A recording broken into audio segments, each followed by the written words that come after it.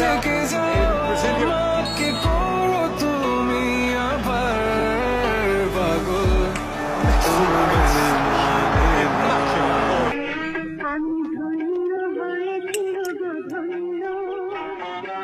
বাবু না মাত্র খাইলো। এইটা বাবুর জন্য না, ওর বাবার জন্য।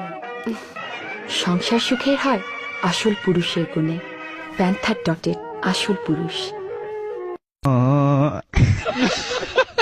একটু থেকে যাও আমাকে করো তুমি আবার পাগল